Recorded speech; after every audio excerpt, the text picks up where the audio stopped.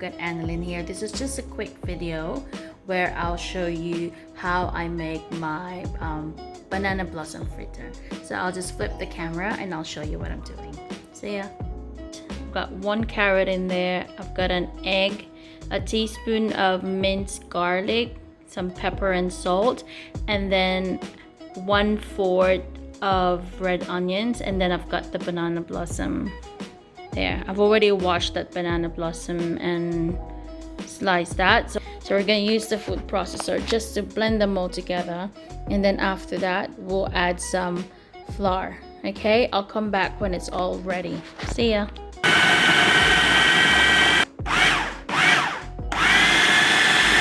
Hello guys, welcome back. Yan na yung process natin na banana blossom, carrots, egg. Nag-add rin ako ng 4 tablespoon ng flour. Okay, so ngayon ipe-prepare na natin yung ating pan para ma-fry na natin siya. Okay, see. Hello guys, welcome back. So release ko lang yung aking pan. Sprayan ko lang siya. Tapos ngayon pinapainit ko lang siya. Lang natin siya dyan. Tapos mamaya i-press down natin ito.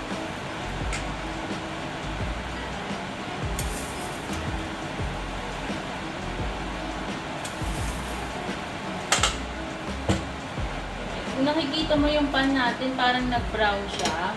Ganyan talaga yung mga stainless na pan kapag nilagyan mo siya ng oil tapos sobrang init. Sobrang init yung pan. So, ipipress ko lang siyang ganyan. Yan. Tapos luto na siya. Kailangan lang i-make sure natin na luto yung egg kasi nilagyan natin ito ng egg. Okay. So, meron ka ng instant burger. Diba?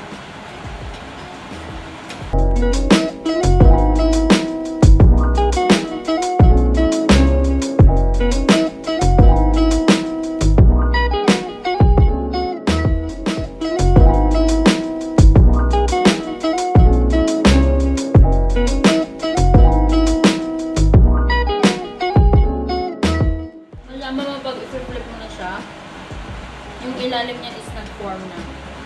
Tapos madali mo na siyang makuha. Ayan. Kung sasaka siyang natatanggal. Play!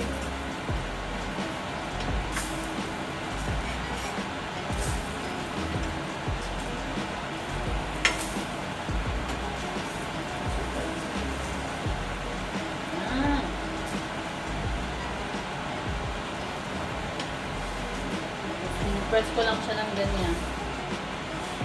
Napaka-healthy. Sobrang healthy na na pagkain.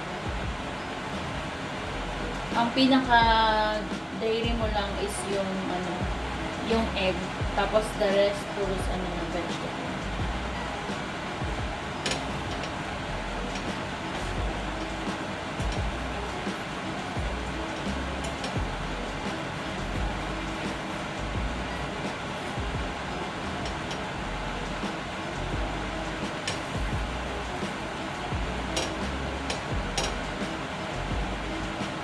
Alright guys, balik ako kapag ready na ito lahat maluto. See you!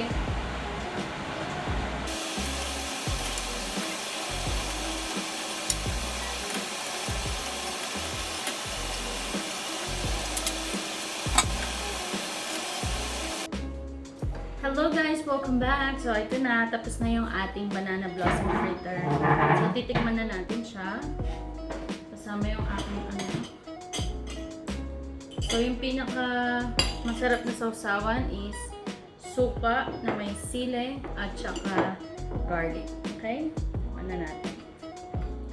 Yan.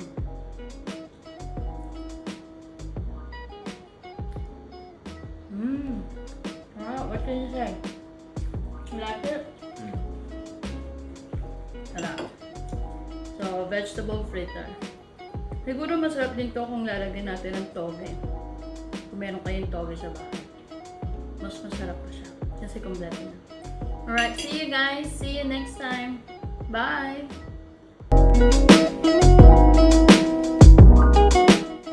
all of you wondering what happened to the pan after I accidentally burned the oil, here it is.